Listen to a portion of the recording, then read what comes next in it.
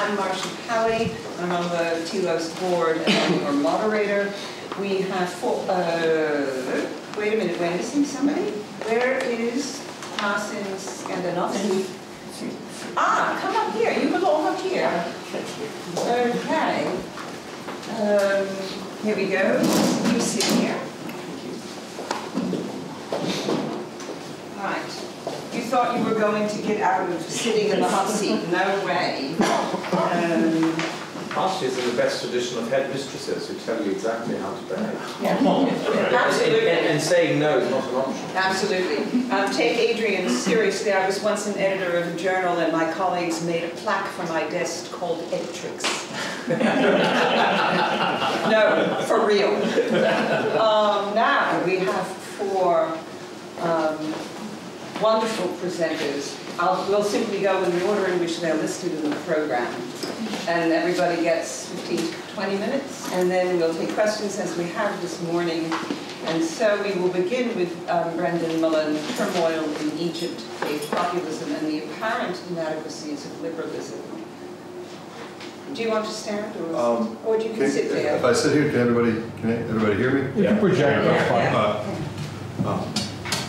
This paper intends to analyze the fundamental importance of religion in contemporary Egyptian politics as illustrated by the conflict between liberalism and Islamism leading up to the nation's first election, protests in the years following the election, Morsi, and that led to the overthrow of the regime. Also intended to be analyzed with the authoritarian regime of Sisi, which was initially thought to be by many to be the rescuer of liberalism, but has proven to be extraordinarily repressive to both members of the Muslim Brotherhood and the liberals alike, while simultaneously claiming to offer governance informed by Islam. Integral position occupied by religion in Egypt's politics show the apparent rejection of secular liberalism in favor of government based on a combination of nationalism and shared religious beliefs, with conflict arising around the extent to which policy decisions should be informed by such concerns. Particularly interested in how the relationship between the political sphere and that of the religious may reflect pre-modern governance in contrast with a modern liberal order. Towards the close of Anne Applebaum's October 2018 Atlantic article exploring the rise and machinations of illiberal states in Europe, she offers this apt explanation of the appeal of the illiberal regime. Quote, the principles of competition, even when they encourage talent and upward mobility, don't necessarily answer the deeper questions about national identity or satisfy the human desire to belong to a moral community, end quote. These questions and desires, of course, are not limited to the citizenry of Europe, and this realization can be used to try to make sense of the conundrum that has been Egyptian politics for the past several years. Egypt's regime changes have occurred rapidly and more often than not have perplexed and surprised Western observers. To briefly summarize, Mubarak's regime was removed during the so-called Arab Spring. A military council ruled until elections could be held. Elections were held. Mohammed Morsi, candidate most closely associated with the Muslim Brotherhood, was elected by a slim majority. By most accounts, Morsi was not an effective leader, and there was significant tension between Morsi's Islamists and the more liberal elements of Egyptian society, culminating in massive protests and a military coup, ostensibly to avoid civil war. Following another, far more brutal period of military rule that included the harshest suppression of the Muslim Brotherhood in generations, highly suspect elections were held in which Abdel Fattah el-Sisi, a member of the military regime, the leader of the military regime, was elected president and remains in that position to this day. In my opinion, there appears to be a misconception, particularly in the United States. The primary struggle leading up to this coup that brought Sisi to power was between the Islamist Muslim Brotherhood, who desired a strict theocratic rule based on Sharia law, and versus secularist liberals who wanted a Western-style democracy devoid of religious influence. This is not the case. First, it is not entirely clear that Morsi intended to bring about a Islamist theocracy rather than rule as an Islamist leader elected by a predominantly Muslim populace. More importantly, for the purposes of this essay, the majority of the liberal contingent were not necessarily secular. As David D. Kirkpatrick, a New York Times reporter embedded in Egypt at the time, writes, quote, "Even the most ardent anti-Islamists so often turned out to be fervently religious, albeit in different ways. And even the most secular Egyptians spoke and acted in ways that struck Americans as pious. Never trust anyone who tries to generalize about the Egyptian people and their religion, especially anyone who tells you that, quote, the people either chose or rejected political Islam," end quote. While this observation is certainly accurate, in particular regarding political Islam, it should also be noted that religion, in particular Islam, or another creed's relationship to it, is central to all, most, if not all, politics and law in modern Egypt. For instance, the canonical law of parties engaged in familiar or inheritance disputes is what is referenced to settle such disputes. What I mean by that, and I probably could have worded that different, if things like inheritance, divorce, and those things refer back to the religious law of the parties involved in that dispute. That's a rather unusual arrangement. Islam is the official religion of Egypt in the constitutions of 1971, 2012, and 2014, and even a cursory look at the latter two can be illustrative of the degree of deference the government established by the respective constitution prepared to allow Islamic beliefs. The two most recent regimes' public relation with religion was, arguably of course, a crucial factor in their longevity and success at maintaining power. Morsi's regime, influenced heavily by the religiously conservative Muslim Brotherhood, saw a form of social justice that emphasized social equity according to traditional religious values while significantly discounting the importance of individual rights. Ashraf el-Sharif, I apologize for any mispronunciations, of the Carnegie Endowment of International Peace in 2014 characterized the Brotherhood's, quote, accepting democracy so long as it does not violate Islamic Sharia and seeing it as a gateway to the establishment of a future Islamic state.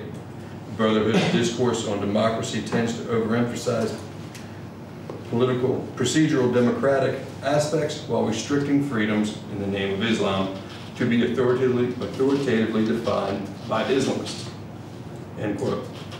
The succeeding regime, that of Sisi and his cadre, is one oriented toward a militant nationalism seeking to secure Egypt both internally and externally while promoting state-sanctioned Islam, purged of the influence of the Muslim Brotherhood, the Salafists, and other jihadi influences. Both seem to be informed and motivated by some conception of a common good, albeit radically different and arguably dubious, that does not put a premium on individual positive liberties. The primacy of religion to recent Egyptian politics can at least partially be ascribed to the lack of governmental institutions the populace holds a great deal of faith in. This is in part because such institutions, one, did not have adequate time to be established, and to gain the trust of the citizen during the brief period of time the country operated as a democracy. Also, and crucially, prior institutions were rife with corruption and arbitrary action. We can say that two forces fill this void here in recent years. That would be religion and the Egyptian military. Even by the most conservative estimates, Egypt is at least approximately 90% of the Islamic faith, and the military, which should not be confused with the government's internal security forces, has traditionally been held in a very high regard by the citizenry, due in part to the nation's conscription policies and, more recently, the military siding with the protesters against both Mubarak and Morsi. While the military has always had a significant role in modern Egyptian government, it became a major economic force and actor following the Camp David Accords and the U.S. military aid that followed. The sphere of the military's economic influence has only expanded since Sisi took office. A recent report listed, quote, mining, food production, chemicals, farming, plastic, household appliances, and hospitality, end quote, as industries heavily infiltrated by the National Service Products Organization, which is just one of the agencies through which the military runs its business interests. The military also has a central role in recent mega projects such as the Suez Canal Corridor Development Project and the construction of a planned new administrative capital. Not to mention, almost total control it has over nearly all public lands, including the desert lands. The same report concludes effectively that the private factor is often squeezed out of competition. This arrangement, military-dominated capitalism, however, is not without its benefits, as it does provide for low-price necessities for the Egyptian population, and in times the military has intervened to correct price rises or extreme shortages of staple items such as baby formula.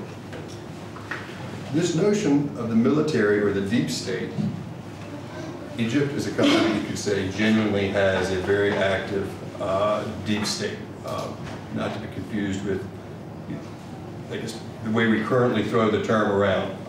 But deep state really significant power that it uses for the or allegedly uses for the common good is not limited to the security and economic spheres. It is also present in religious life. The Egyptian Constitution, 2014, explicitly prescribed political activity and the founding of political parties that are based on religion. But this in no way should be interpreted to be an attempt to secularize government or even establish a separation of religious authority from that of the state.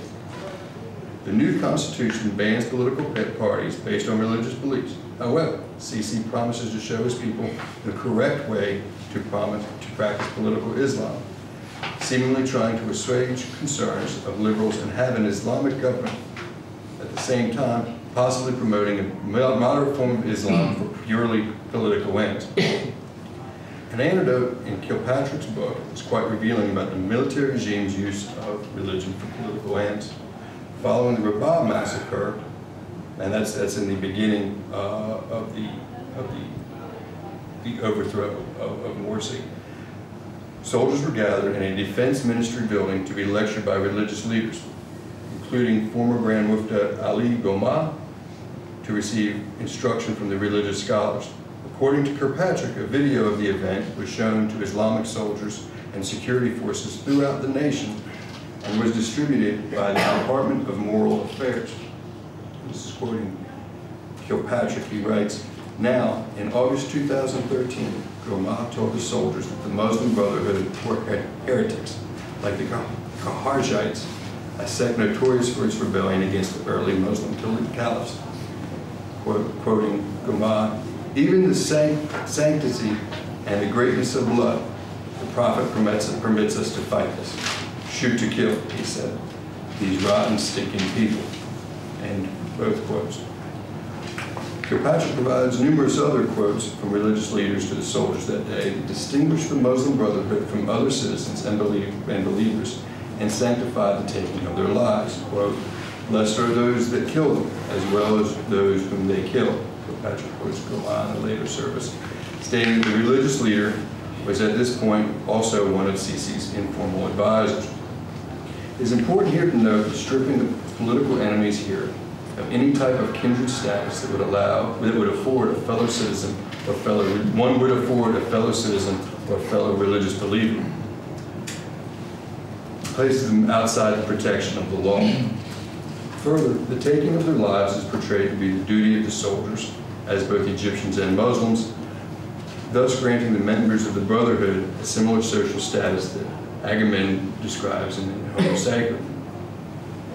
We're talking about the bare life of a person that can be killed without protection, without recourse under the law.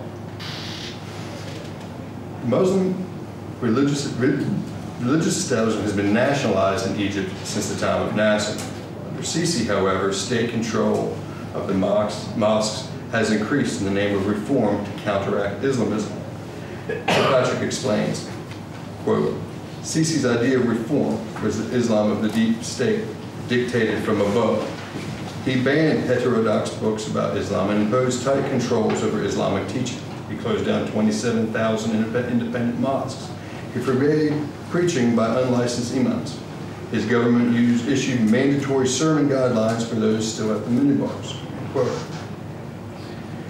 The regime apparently recognized the paramount importance of Islam to the vast majority of Egyptians and has taken great steps to ensure that the message of the mosque is in line with that of the state, rather than allow it to be a possible vehicle of dissent. Here, we may see Sisi's regime as sort of acting as a variation of Schmidt's Katachon. The regime, the chief apparatus of which is the military, provides order, while state Islam is to provide, or religion is to provide orientation. The regime positions itself as a restrainer of both radical Islamism and liberalism, both of which it views as presenting an existential threat to the order of the state, harbingers of chaos.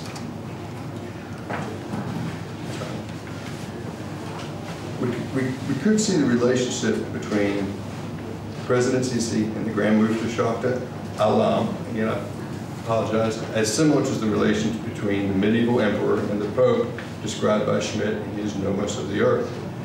Schmidt writes, quote, the medieval West and Central Europe,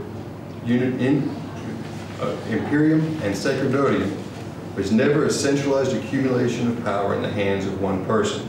From the beginning, it rested on the distinction between power and authority as two distinct lines of order of the same encompassing unity. Thus, the antitheses of the emperor and the pope were not absolute, but rather diverse orders in which the Christian Republic resided. End quote. Of course, it could be convincingly argued that Sisi's regime has neither provided this moral state informed by religion or the security desired by the Egyptian people. Rather than simply establishing a collective ethic through the incorporation of religion, in the case of the Sisi regimes, it appears that religion has been used to legitimate extreme measures in the realization of political goals. The goal of the security state's use of religion to be seen to transform it into the apparatus for achieving these political goals and to shut down avenues of dissent. In particular, it seems to have been used to justify past and potentially future atrocities and delegitimate or dehumanize political rivals and place them outside the protection of the state. That's all I have.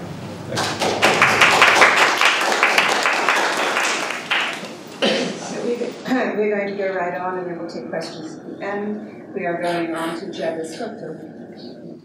First of all, I would like to thank all the organizers for giving me this opportunity. It's an honor for me to be here. So I apologize for my English. It's not perfect.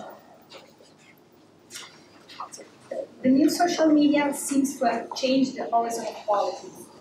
Seemingly, they have increased direct political participation by neutralizing the 20th century theological-political theories which focus on the necessity of representation and decision for the functioning of political power. My paper will attempt to question this narrative by relating Kashmir's perspective with George Agamben's one, in order to show how social media, through the mechanism of acclamation, continues to be based on a theological-political device. It's interesting to this effect to start with a quote from Kashmir's constitutional theory, I quote, it's fully conceivable, Schmidt's right, that one day, through ingenious discovery, every single person without leaving his apartment could continuously express his opinion on political questions through an apparatus, and that all this opinion would automatically be registered by a central office where one would only need to read them off. That would not be an especially intensive democracy, but it would provide a proof of the fact that the state and the public were purely privatized. It would not be public opinion, for even the shared opinion of millions of private people produces no public opinion. The result is only a sum of private opinions.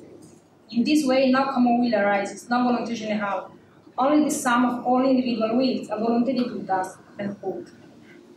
In 1928, with this, one may say, prophetic word, Schmitt warned against what he thought was the ultimate risk of liberal democratic politics, namely the total privatization of political experience, whereby the individual, isolated in the expression of his own opinion, was deprived of that original democratic phenomenon which is, in Schmitt's opinion, the acclamation as the immediate presence of the people in their pure will.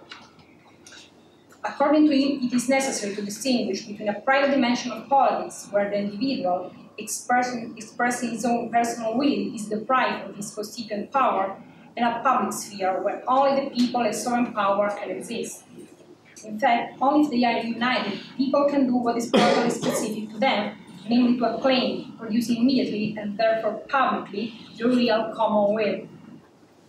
However, such praise of popular sovereignty and its immediate presence in the acclamation as the only possibility of direct democracy is retracted by Schmitt in the Ballot. In fact, it specifies that there is no identity without representation, and that therefore the will of an organized multitude, such as the popular one, needs, in order to exist concretely, to be brought to a unity from above through a decision-making mechanism, which is the only one that allows the people to become a political unity. This way, Schmitt ends up admitting that the much-evoked unity of the people as constituent subject is a result of that representative political act that should actually express it. The common will, referred to as immediately present in the acclamation, actually expresses only its approval and disapproval of a decision, which always comes from above, and which manifests in the acclamation the unity between the sovereign and the people that the decision is actually creating.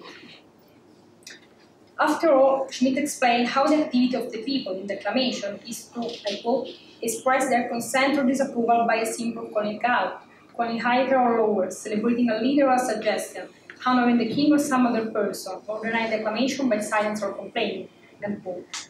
Consequently, we could say that the popular participation is only fictitiously active, and that it is more as a reply to the manifestation of political homogenization than a true expression of will. In confirmation of this, we can consider another passage of constitutional theory, where the German jury states that, I quote, it is possible to attribute the staying power of any constitution to the express or tacit will of the people, whatever type of government it is, in terms of the form of the exercise of the will, end quote. Schmitt also specifies that government, in its role as representative and concretization of the spiritual principle of political existence, differs from a simple employee on special assignment by being its action independent of its own head. But if the concept of the subject of the constituent power of the people is reduced to that of tacit will, the margin of distraction of the subject who interprets it is very wide. In Schmitt's perspective, it remains to some extent implicit that the acclamation is the ceremonial by which power makes visible and celebrates the participation of the people, which is actually constituted by the sovereign decision itself. So acclamation proves to be a fictitious reference to popular sovereignty, from which the sovereign power is autonomous, but to which it refers as its source of legitimation. In this way, Schmitt finds the mechanism of acclamation, the instrument through which he can give voice to the will of the people, while managing to govern it and while tracing it back into a sovereign perspective. That's why the separation between private and public remains essential for him, as the only possibility to control of this mechanism. But if you are so interested in this, it's because the system of Schmitt's acclamation can be traced in a similar form and therefore also with similar problems within the modern liberal democratic procedures. Schmitt's prediction to use devices that allow to express one's own opinion even from home and the prophecy of a subsequent democratic crisis is incredibly right. On the contrary, what Schmitt did not predict is how this crisis doesn't coincide with a weakening of the mechanism of acclamation, but rather with its triumph, which finding ingenious discoveries such as mass media and social media platform is privileged means. That is the reason why it can be profitable to combine Schmitt's point of view with Agamben's one. The latter has shown how the structure of modern democracies is that of a governmental machine of Christian origins, which finds in the glory and glorification mechanism what keeps its two structural polarities together, the kingdom and the government. By specifying this Schmittian theological-political paradigm toward what he called an economic theology, in fact, Agamben identifies in the Christian Trinitarian doctrine, and in particular in the designation of Christ as administrator of God's glory, a separation between the ontological ground, which means the level of being and of determination of sovereignty, and the level of action, which means the level of government. On the ontological ground, God is one, but on the level of action, he lets his son Christ to govern the world, and Christ's task is to govern the world in the name of God by giving him glory. So Christ's glory derives from God's glory, but also God's glory is originated by Christ's work of glorification. This ends up creating a circular mechanism in which the kingdom and the government appear as different identities necessarily related by a work of glorification. Through this, in fact, the government gives rise to the glory of the kingdom, from which it shows then to draw its legitimacy for an action which is actually anarchic. As a result, the glory, which should have represented the point of intersection between the two polarities, actually brings out an asymmetry within the governmental machine and a precedence of the anarchic governmental element, which finds in the ontological one its source of legitimation. But if this anarchic governmental paradigm is precisely, in Agamben's perspective, what modern democracies inherit through the distinction between popular authority, namely the kingdom, and executive power, namely the government, it becomes clear how the mechanism of acclamation, which seemed to have disappeared in them, actually plays a central role. This is demonstrated by the proliferation of mass media and social media platforms as the supreme means of control and dispensation of glory by a government that obtains in its way the possibility of legitimately acting in an anarchic manner. The opportunity offered by social media platforms like Facebook or Twitter to comment or like any kind of information content, especially about politics, created in fact the illusion of a new possibility to be directly involved in the political decision-making process, and that, as Schmitt predicted, by expressing one's own opinion from home through a tweet or a like. What the use of social media seems to suggest is the idea for a new possibility to express one's own will in a direct way, without any mediation that will modify the pure will of the people as sovereign power. That is why social media is considered as a means of the triumph of democracy, of the possibility of manifesting publicly and therefore immediately the pure will of the people. It's interesting to note that even the so-called populist movements not only turn increasingly to social networking sites as the main vehicle for their proposals, but also create virtual platforms through which the people can raise their voice against the classic channel of politics. That is what happened, for example, in Italy with the creation of the Crusoe platform by the Five Star Movement.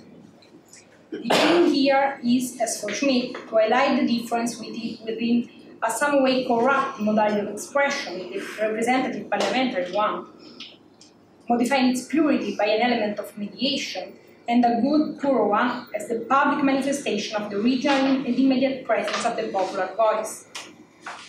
The latter is considered as the only instrument of their democracy. In fact, on a virtual square, everything is public opinion. Everything can be at the same time the subject and the object of acclamation.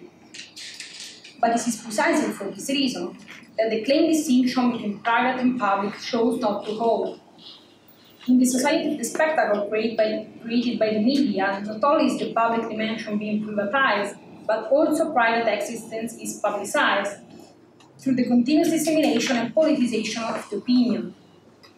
And the social media, by claiming to express the immediacy of the people's will, conceals its own mechanism of communication. On closer inspection, the freedom in the active participation of the spectator proves to be fictitious, by often being a mere reply to some predetermined contents, a mere assent or dissent. Acclamation system, in fact, is based on a binary logic according to which the spectator can only like or dislike a content, which is already proposed and therefore decided from above, from the governmental power. On Facebook or Twitter, what the spectator does in order to manifest its own will is to comment or like the post of a leader and to share his video in order to criticize him or simply spread his message. In the same way, the reception of so many likes is interpreted by the leader as the virtual repetition of the tabloids of the audience at the end of a speech at a rally, that he can use as a legitimate source of his action.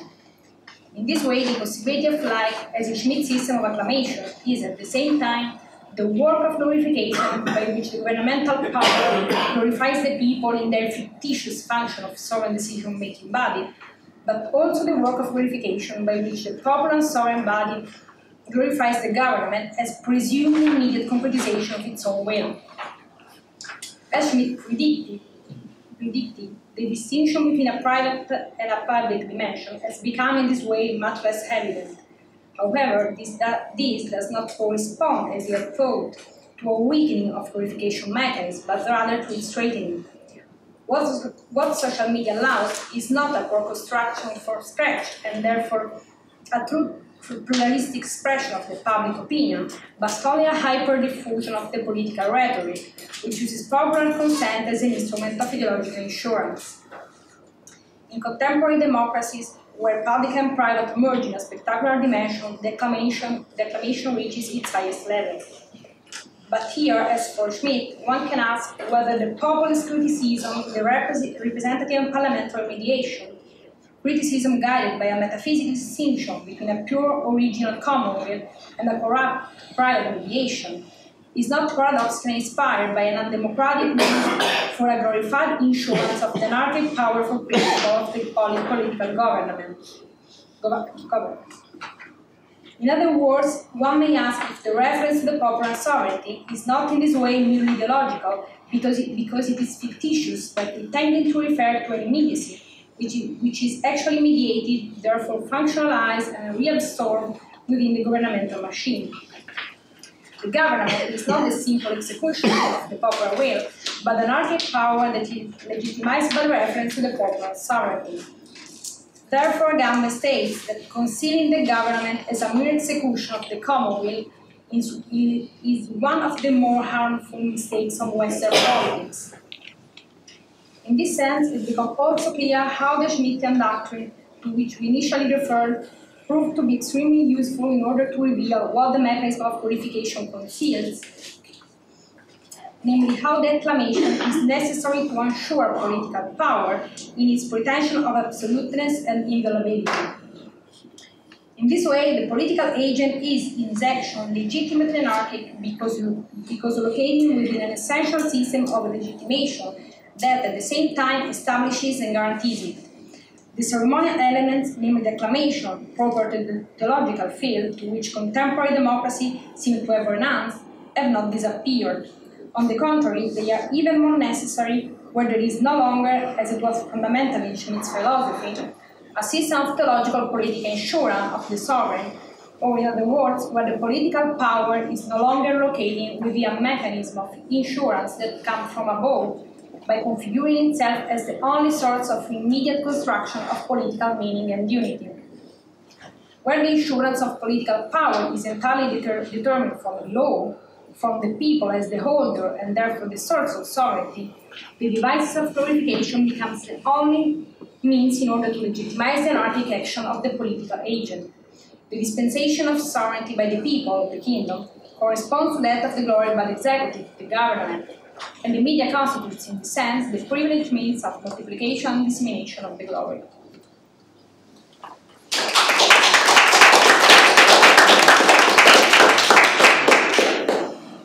Thank you very much. And we now turn to Marcin Składanowski. Yeah, please. I'm a kind of a preacher too, so I prefer to be standing.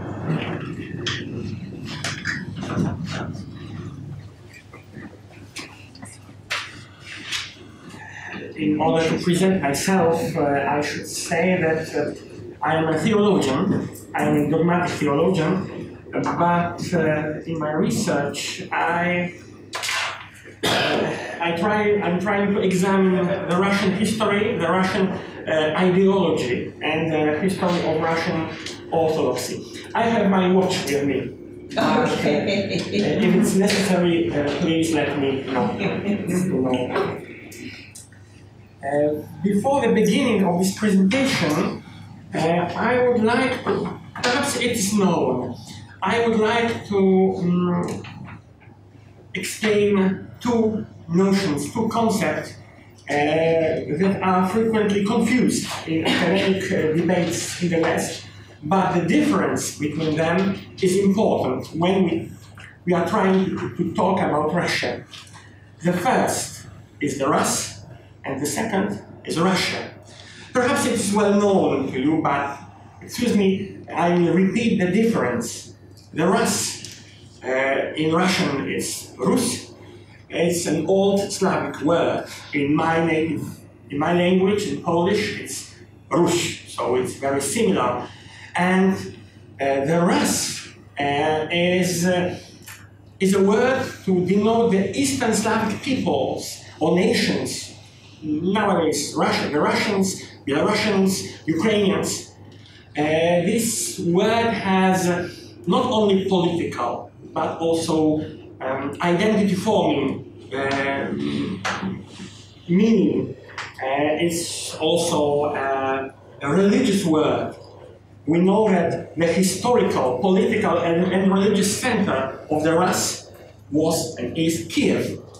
And in the Russian history, the notion, the Rus, has this religious identity meaning, which is very important for our subject today. Meanwhile, Russia is an artificially formed term during the reign of Peter the Great. This term has only a political meaning. In the same time, it expresses Russian efforts to become a normal, westernized country. Last year, I think, I found a good book, published in the United States. A good book, an interesting book, but with a completely wrong title. The Making of Holy Russia. It is completely wrong, because Russia can never be holy. It's a secular, westernized state created by Peter the Great. By contrast, the Rus in Russian, is holy because it belongs not only to the earthly order of things, but it also has a special God's mission. And this is the basis for my presentation today. The basis of this presentation is a conviction, very frequent in Russia today, that Russia has a special mission to fulfill as a defender of traditional Christian values, as well as the associated myth, regarding Russian moral conservatism. This conviction is expressed both by the representatives of the Russian Orthodox Church, Russian, but in original form is the Rus, Russkaya Pravoslavnaya Cerkev. So the church is related to the Rus, not to Russia. So by the representatives of the church, including Patriarch Kirill and by Russian establishment, including President Putin. This opinion, this myth, also appears in the statements of certain Christian conservative circles in the West, which perceive Russia and Russian Orthodoxy as a supporter in their fight against the secularization of Western countries. But in my opinion, it's only a myth. My experience comes from France, because for about 15 years I have been spending my summer holidays in France, and as a theologian, I have known different Catholic circles and church movements there. I was surprised, by their way of understanding contemporary Russia as a truly Christian country. Of course, it can be understood as a result of Russian propaganda. However, in my opinion, the problem is serious. A superficial image of Russian Christianity and a simplified opinion on Russian politics in a post-Christian country like France can be very far from being true. perceiving Russia as an ally in the fight against secularization in the West, in my opinion, it is a myth, a delusion or illusion, which results from the lack of understanding what the foundation of Russian Orthodox criticism toward the West is. Under the surface layer of defending religion in the public domain, we can find the concept of a person and society which differs significantly from the one typical of Western Christianity and Western societies. This is the context for presenting the main aspects of criticism advanced by Patriarch Kirill Gundyaev toward Western Christianity. The accusations of individualism, egoism, hostility toward the idea of community, rejection of Christian social conventions, and so on. I will begin my presentation by referring to the roots of a very popular belief in Russia, especially in its Orthodox circles, that both Russia's nature and its path are unique. In the second part, I will demonstrate the main elements of criticism toward Western liberal democracy found in the statements of Patriarch Kirill. Further, I will analyze the anthropological foundation of this criticism. Firstly, we must know that the Russian culture and religion were shaped to a large extent by a version of Manichaeism and Messianism. As a result, we observe that Russian Orthodoxy is in numerous aspects quite distinct from European Christianity. At the same time, Russian society, although both in the declarations of the establishment, for example, President Putin, as well as in the personal belief of many of its members, it belongs to the European cultural circle, it differs from the West and Central European societies in its crucial elements. As far as its approach to an individual and society is concerned, it resembles, in my opinion, Asian traditions. The separate cultural and religious development of the Rus and Russia is the reason why we cannot acknowledge any deeper cultural connection between contemporary Russia and other Slavic states and nations. Firstly, I would like to repeat the sources of Russian Manichaeism and Messianism. In the socio-political aspect, the premise for the development of Manichaeism and Messianism in the Rus was the political situation related to the Tatar invasion and the fall of Kiev, the capital, the center of the Rus. The so-called Tatar yoke, or Tatar enslavement, and the absorption of Kievan Rus into the Grand Duchy of Lithuania, and consequently the Polish-Lithuanian Commonwealth, led to the increase of importance of Moscow. The Moscow rulers became the executors of a unique mission, which was to gather Rus lands, Собиратели земель русских. It was the mission. And to unite these lands, to create a new Orthodox state. In the religious dimension, Manichaeism and Messianism in Russia are connected with the division of Christianity into Eastern and Western, and the fall of the political center of Eastern Christianity, namely the Eastern Roman Byzantine Empire. In the Rus, the political and religious tradition, this fall was connected with the attempts by Byzantine emperors to form a church union with Rome, and further a political alliance with Western European states.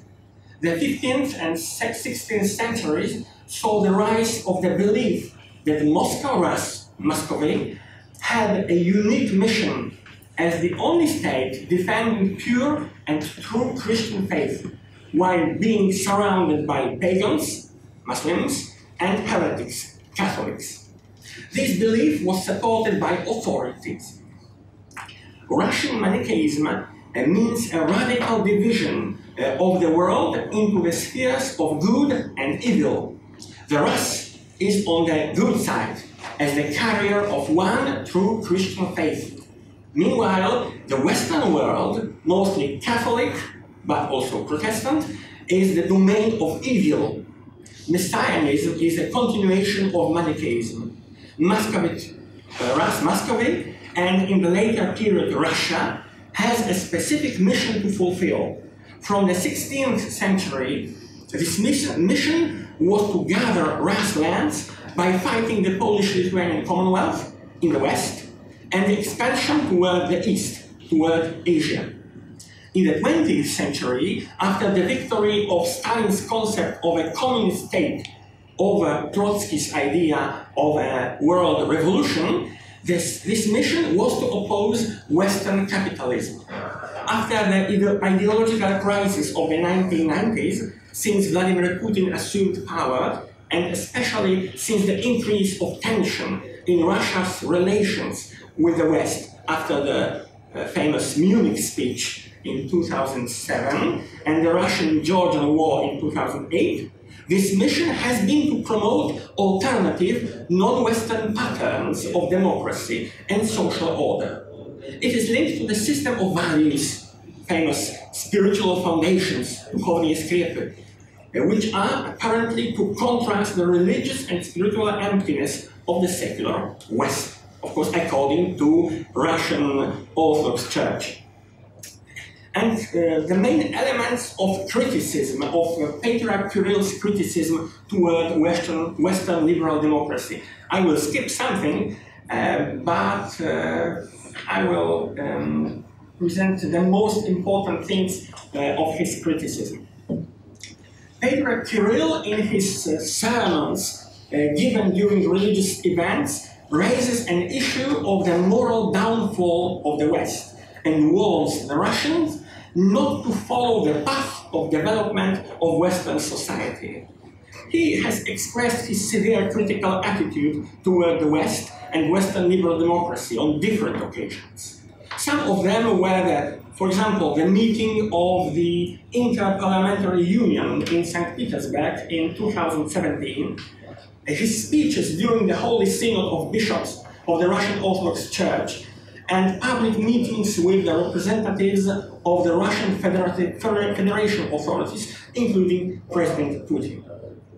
And the most important thoughts, ideas of Patriarch Kirill. Firstly, in his opinion, Western societies are devoid of authentic Christian values, which could give direction to one's life and integrate the society. These values, on the other hand, described as spiritual foundations, allow for the persistence of Russia and Russian society. They transgress the very Orthodox community by uniting a multi-ethnic and multi-religious society in one body. It's a very important aspect of this idea, because we know that nowadays Russia can never be understood as an Orthodox country. It is a multi-ethnic, multi-religious country, with a federal structure, but according to Patriarch Kirill, according to different philosophers, thinkers like Alexander Dugin, for example, this Orthodox ethics, it could be acceptable for all the inhabitants of Russia, even if they are not Orthodox. Secondly, the foundation of Western social, political, and religious life is individualism and egoism. It is egoism that elevates individuals over the welfare of the community, which is identified in Russian conditions with the interest of the state. In Kirill's anti-Western mythology, in contrast to the egoistic West, Russia is presented as a country founded on strong social ties, in which the ideal is altruistic service to other people, to nation, church, or state. These sentiments have been expressed by both President Putin as well as Patriarch Kirill. In this context, Patriarch Kirill emphasized a particular value of and it's perhaps strange, a particular value of humility as a virtue characteristic of the Russians. The third element, which is in the eyes of the Patriarch a sign of the downfall of the West, is the secular violence. So I will skip the third element and the conclusion. In my opinion, the reasons of this criticism of Patriarch Kirill towards the West is his anthropological basis. The anthropological sources of criticism toward the West present in the statements of Patriarch Kirill are very important. Even if these statements agree with the temporary interests of President Putin and his circles, their roots go much deeper. In an interview given last year before his controversial visit to Bulgaria, Patriarch Kirill refers to anthropology and axiology. They are the reason why he rejects the development of Western Christian theology. He claims that the crisis in Western churches is connected with secular, social, and political concepts, including the concept of human rights and freedoms. And in my opinion, what is of crucial importance here is anthropology, and especially the understanding of who a person is, as well as the relation between an individual and community, society and state, resulting from this understanding. The fundamental anthropological belief of Western Christianity is the idea that every individual is a person. The personal dignity does not depend on individual features, a state of development, or external appreciation, including social acceptance. Although a person does need a community to fully develop, their existence does not depend on a community. The Russian view is different. It is a community that creates a person, or makes a person out of an individual. Devoid of social relations, an individual is not a full person. This is the reason why distancing oneself from the community is destructive for a person and as such unacceptable. Moreover, in Russian social religious tradition, the concept of community and state became dangerously similar. In practice, it often means that the opposition to the state results in an individual being excluded from the community. Similarly, any actions against the interest of the state also have an anthropological dimension. They weaken or destroy the dignity of an individual as a person. What is my conclusion? Perhaps it's simple, but it's very, I think it's important for our understanding of Russia. Russian traditional Orthodox anthropology relates the welfare of a community, of a person, to the future, to the destiny of the state. So my human rights are limited by the project, by the plans of the state. I cannot be in opposition. I cannot isolate myself from my state, because in that case I could lose my personal dignity.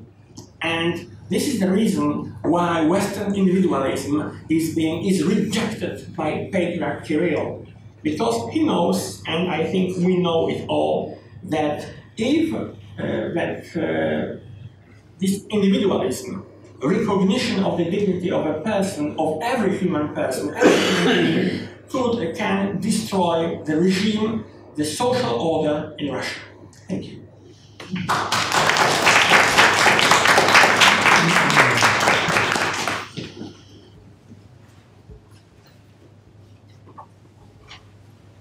Thank you very much. And finally, we will hear from Pekka.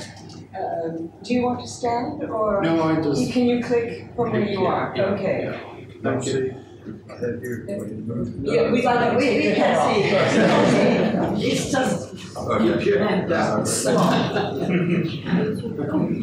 Yeah, by way of introduction, I also want to start with a personal note. Some of you may have been asking why I keep hanging in these conferences now for the third time, presenting papers on quite dissociated topics.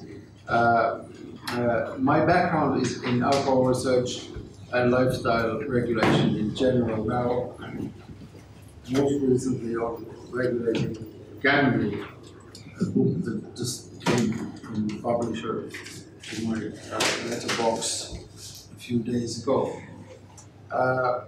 I've been asking questions about questions like what is the best way to regulate, what is the cost efficiency of regulation, should we regulate at all, and so on. And my questions are more related to what are the regimes of government that determine the kinds of questions that can be asked. And in the past 20 years, I've been sort of wondering about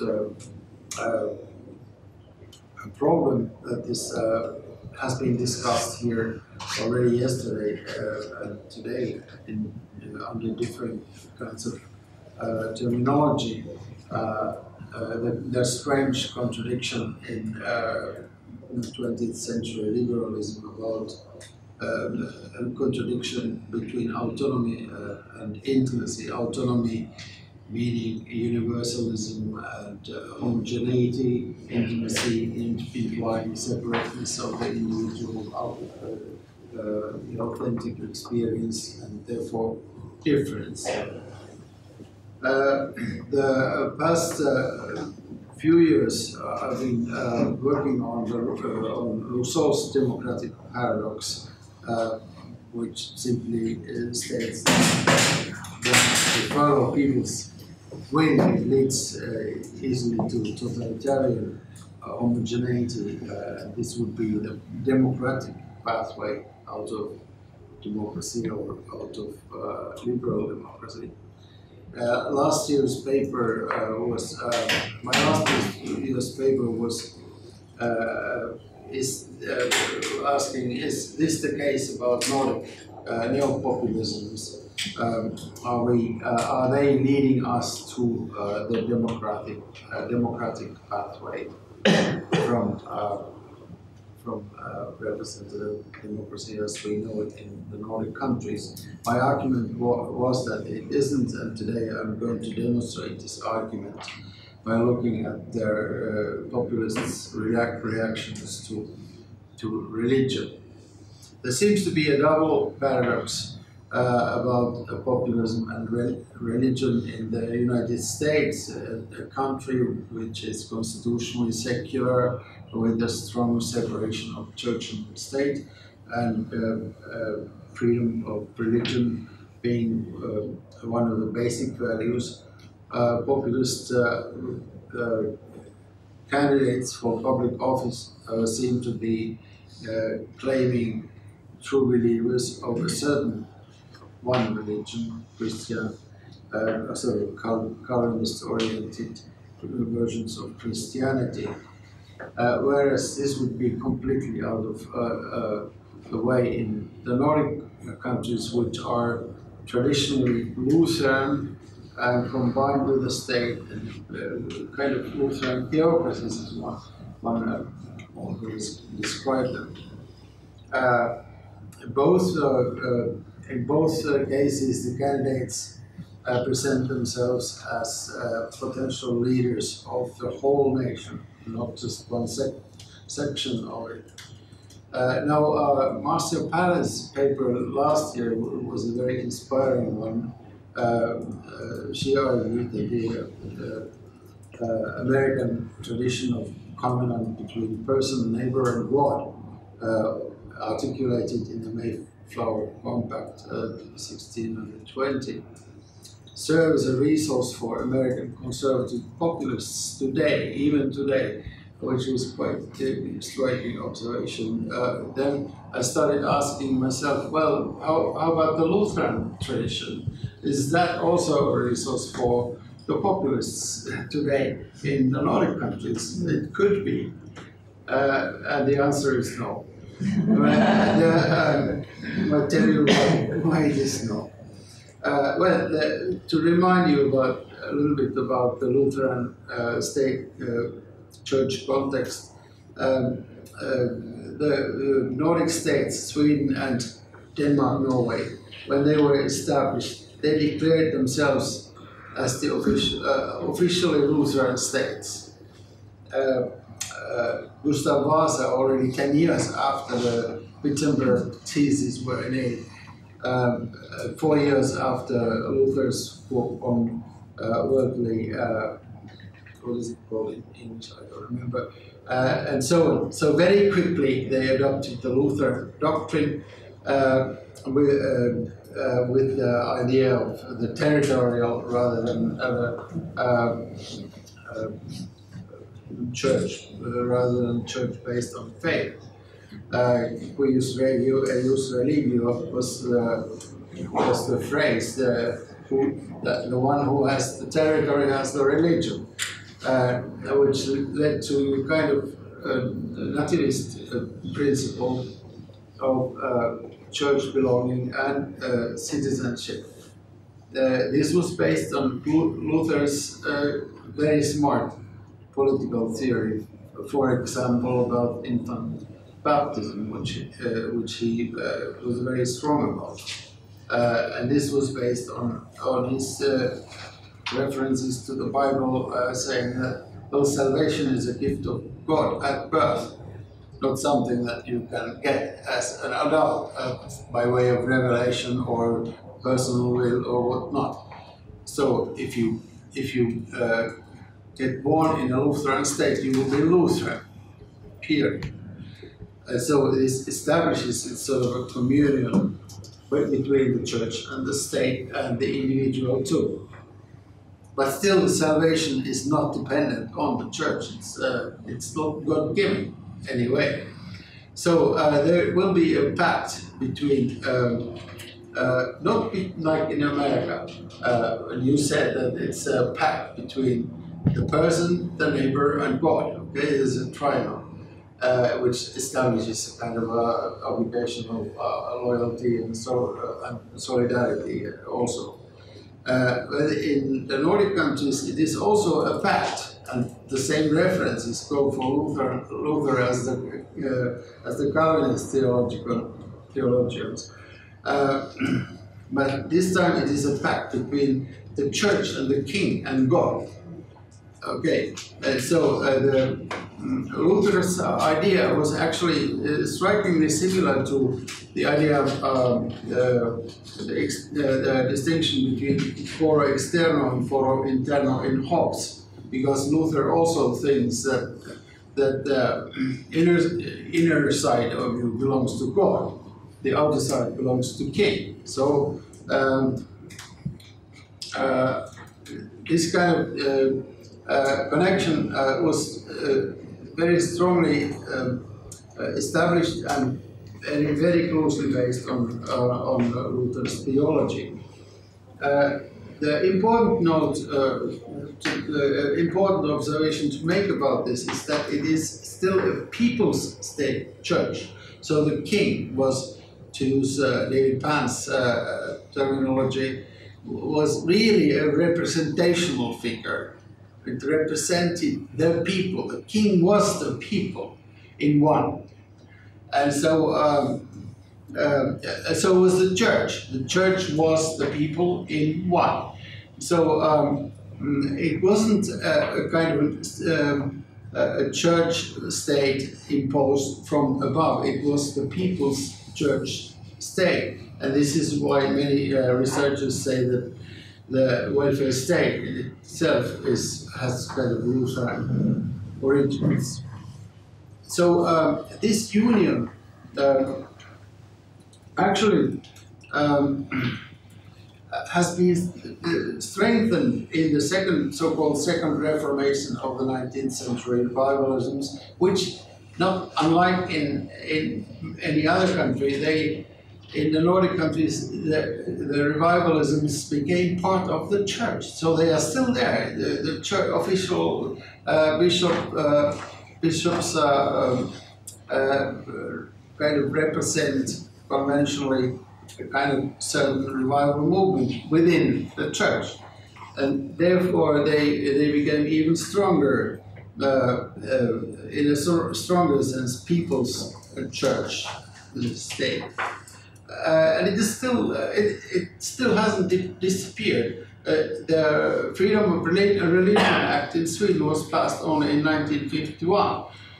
Separation 2000, Norway separation 2012, but until 1989, the king appointed the parish pastors, not just the bishops. In Finland, we are not even discussing the separation yet, at least so far.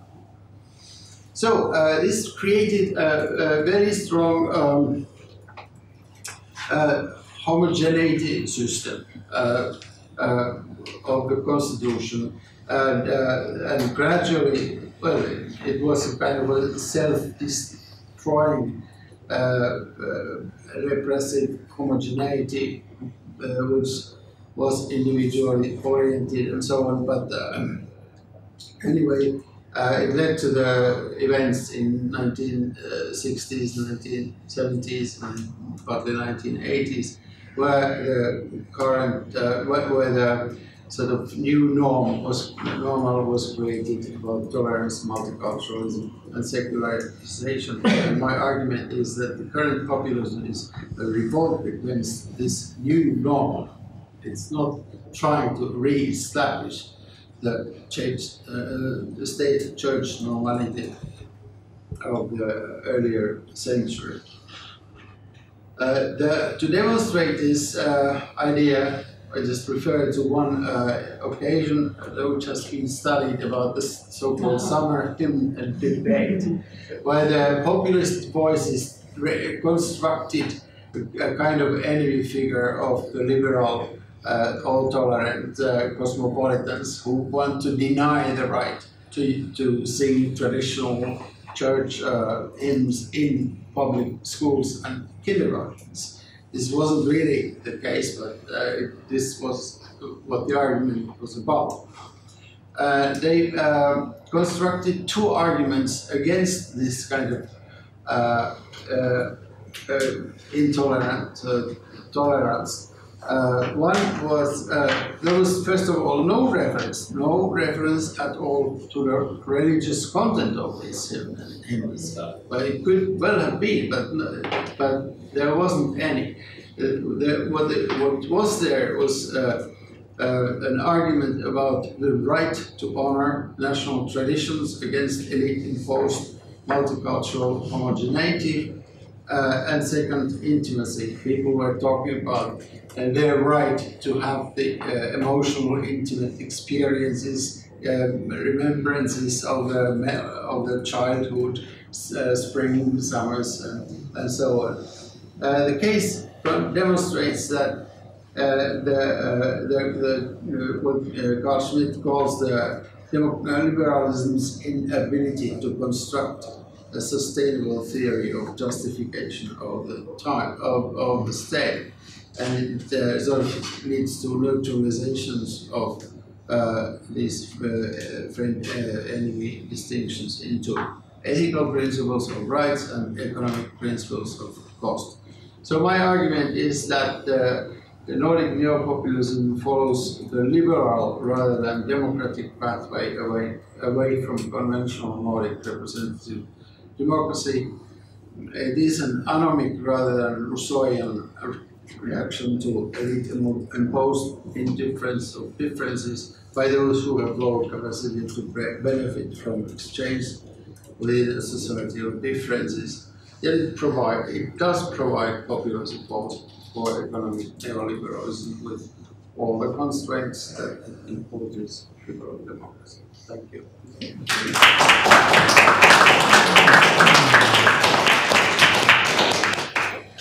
I'd like to thank all our panelists for very, very rich and varied papers and invite your questions. please, and then Russell. Oh, yes. My name is Hamza. I'm from Algeria. Sir. Okay, so I have a question to Brenda. Yes, sir. In your talk, at the beginning, you were talking about religion Yes, sir. and the use of religion in pre-modern Yes. and in modern time. Yes. What is the difference of the use of religion in pre-modern? This is the first part of the question. Yep. And the second part of the question is, in your talk, you were using the terminology. I thought you were talking about political Islam, and then you were talking about Islamists. Fascist. So, is there a difference Sure. between these two terms? Yeah, that's what it is. I think I have no difference between them, but I just want to know if you have anything more in the field of things. well, I think everybody, there's many varying opinions on that. I think for the purposes of this paper, the regime in Egypt is pushing a politics informed by Islam. And I think the other side of that, when we refer to Islamists, I think generally speaking, here in the United States, we're referring to the Giadis, people that want to establish a theocracy as opposed to a politics informed by religion. Maybe that would be a distinction. As far as the modern and pre-modern, what I was thinking of as a distinct separation between political considerations and religious. I guess you say. That was in pre-modern or in modern? Pre-modern, the two would be more connected.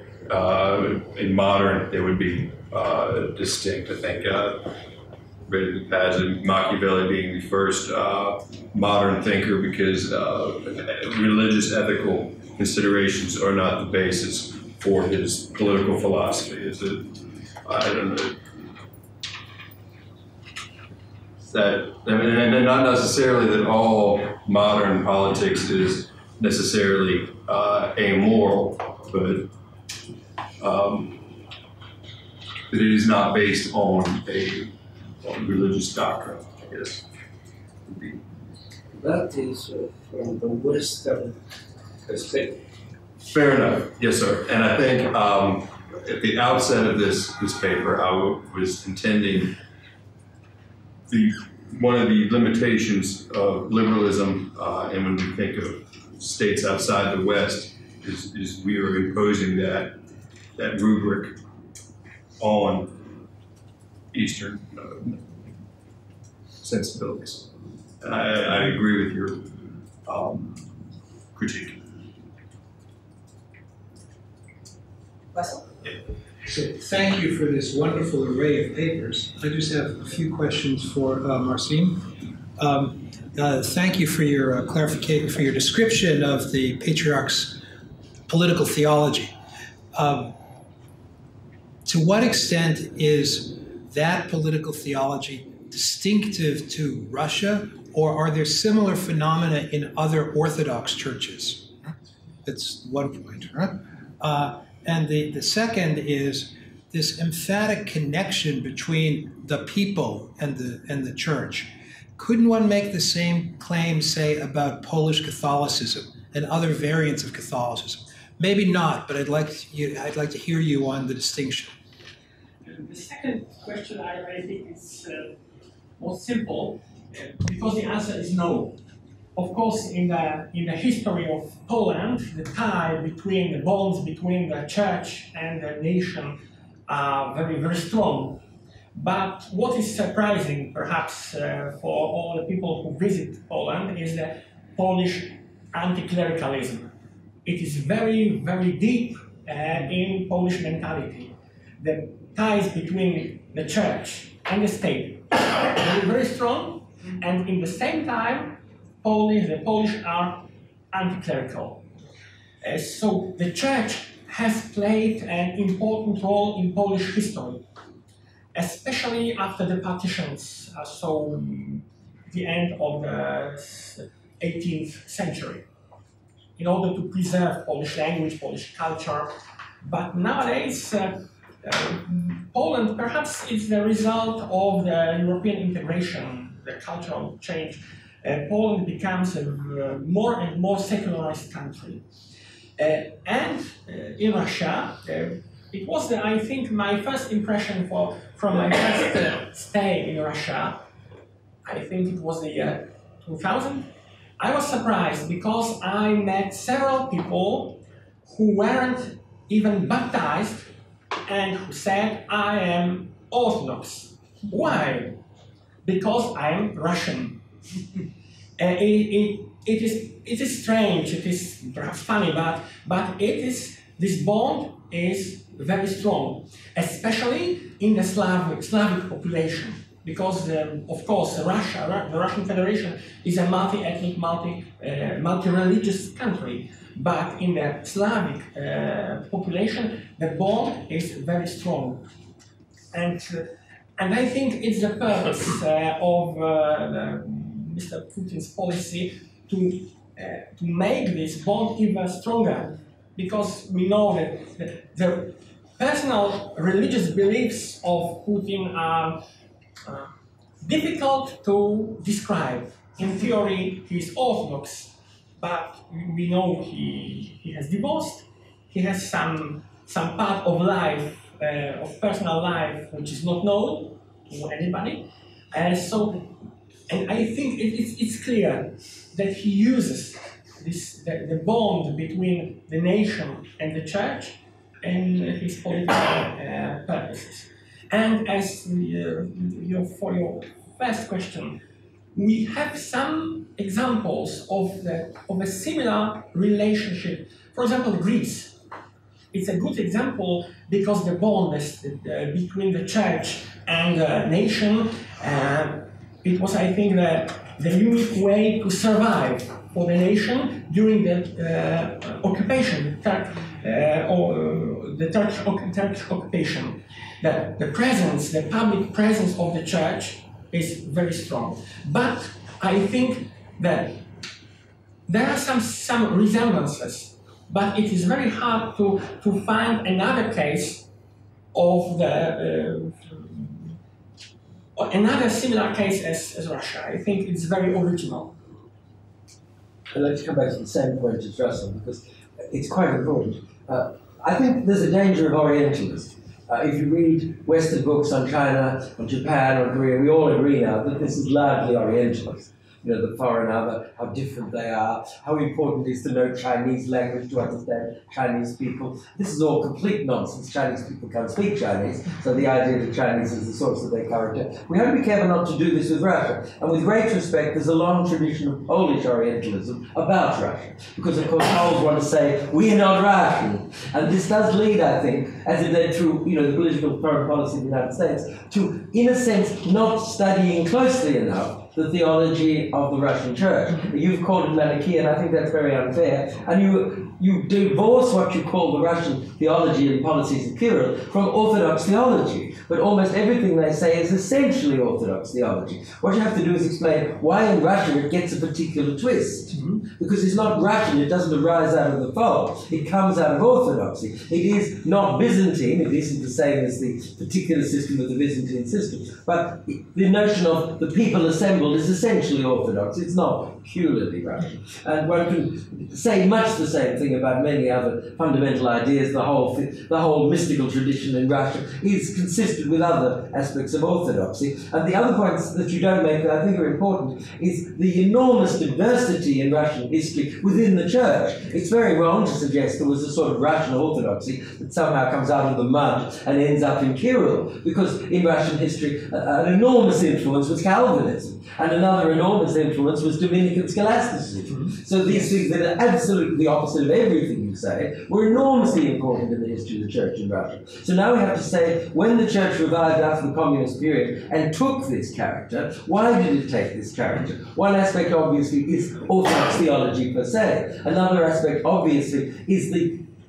undesirability of being a Protestant form of orthodoxy, which you'd already flirted with in the past. Another obvious point is we don't want to go towards a form of orthodoxy that would bring us under the control of Istanbul, for example. So there are internal politics for taking the Russian way. But the Russian way, I think, is more worthy of study in itself. I don't think it's just a cover for the power of ecclesiastics. I mean, nobody in Russia believes Kirill. Kirill is very unpopular. They do see him as lying and as openly in bed with Putin, and Russians will say this all over the country too. But I think it's wrong not to see a real link between the way Russian organization works and this theology. I don't think it's just a kind of false consciousness above the real organization. The last point is you need to take account of Enlightenment in Russia, not Peter and Catherine, who of course are completely unimportant, but the importation through Germany and Sweden of esotericism into every Russian village. And this, I have a student who's written a genius thesis on this, that will come out of Harvard University Press, because this kind of esotericism is enormously influential in Russia. And if you put it all together and take the example of Soloviev and the other example of Chicherin, these people are enormous in Russia now. I mean, Putin's advisors are working on Soloviev. And Soloviev isn't just a Slavophile, Homyakov, that's a nonsense. He's gone through the Kantian phase, he's rejected the theocracy phase. There's very strong basis in Russian thought, both liberal and anti-liberal, for these problems that they're exploring now. And the people doing the exploring know Chicherin and Soloviev extremely well. So I'm a bit frightened of the idea that it's Eurasian. I agree they say this. When we were in Moscow last year, we heard the advisor of the Patriarchate say exactly this. But, you know, this is Kazan. This is a long, like the Polish story. Russians have deluded themselves that they're Asians for hundreds and hundreds of years. We have to ask what the real variables are. But I thought it was a wonderful paper. Yes, I agree with you that perhaps this is a kind of Russian illusion of to say we are not Europeans, we are not Asians, we are not Eurasians. Now I'm studying Alexander Dugin's works, yes. And it's his main idea to create that Russia is an independent civilization, something very, very independent, something. A civilization in itself. I agree with most of that you have said, but one thing, Russian Orthodoxy, it is really different from Greek Orthodoxy, Byzantine Orthodoxy, and why? According to Patriarch Kirill, of course we can think differently about his theological thought. The reason is this period of the so-called Tatar yoke, Mogolo-Tatarskaya Iga. I mean, so this difference, this rupture with Constantinople, after the fall of Constantinople. And in the Russian historiography, like from 14th, 15th century, it was the reason of this difference that Byzantine emperors betrayed the Orthodoxy by the union with Rome, and so the history, according perhaps not according to Patriarch Kirill, but according to Alexander Dugin, for example. The history, the real history of the independent Russian Orthodoxy begin with the fall of Constantinople, with Ivan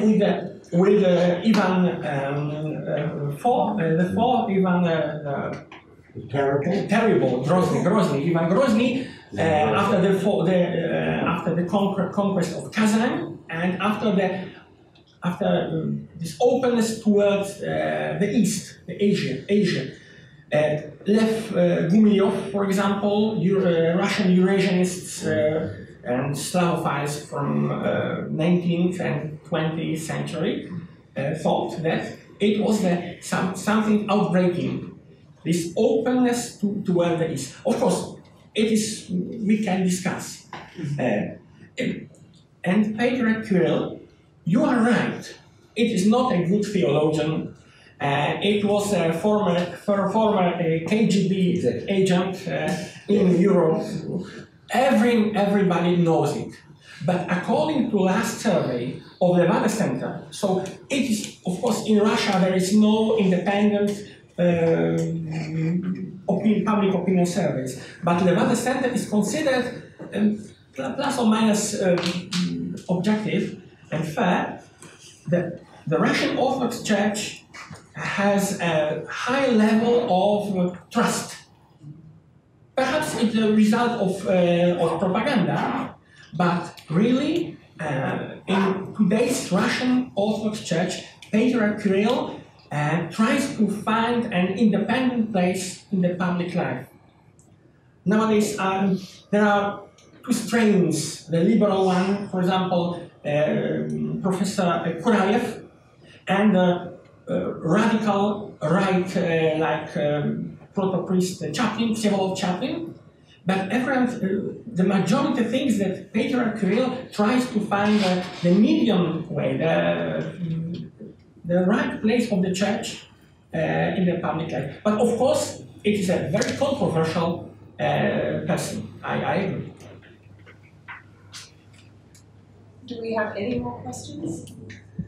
You have, okay, last question. Okay. Hi, thank you very much for presentations. I'm sorry, I'm probably only Russian in this audience, so I have to comment a little bit on this. Don't apologize. Yes. And it's very, first of all, I'm not from academia, I'm what calls general public, so I could be, it's not official opinion. So in Russia, it's really very simple and easy. After fall of Soviet Union, there is vacuum in ideology. Of course, government have to be building on something. But also, in Russia, church has real hope to revive their control on society. Yes. In Western countries, church does not have this hope.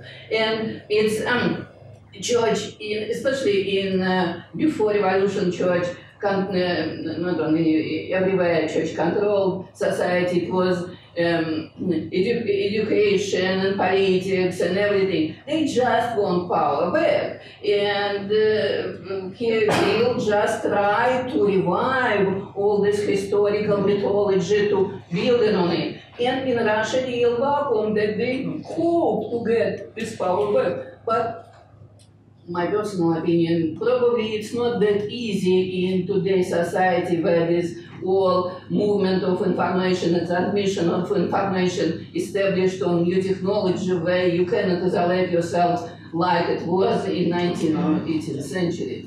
So, but again, Kirill is very unpopular, even among my religious friends. He is very known, very corrupt, and all of them. Yes, Government is very corrupt, and yes, and he only cares only about money, he doesn't even theology at all. So it's not simple situation. Yes, it's true. Everyone knows it. Perhaps you remember this, the case of his watch, very, very expensive one. And it was shown in a photo. A watch used something very expensive, and after that it was erased from the photo in order not to provoke the people. You are right. You are right. But there is one difference. Before the revolution, church was a part of state structure, and nowadays, in theory, according to the constitution, there is a separation between the church and the state. But state is not very powerful in Russia, actually. Putin is not very powerful. They have to create new ideology. What they can create it? Of course, it's only like communist ideology is not working. Perhaps we should continue this very vibrant conversation in our informal coffee hour. I'd like to thank our panelists and all of you.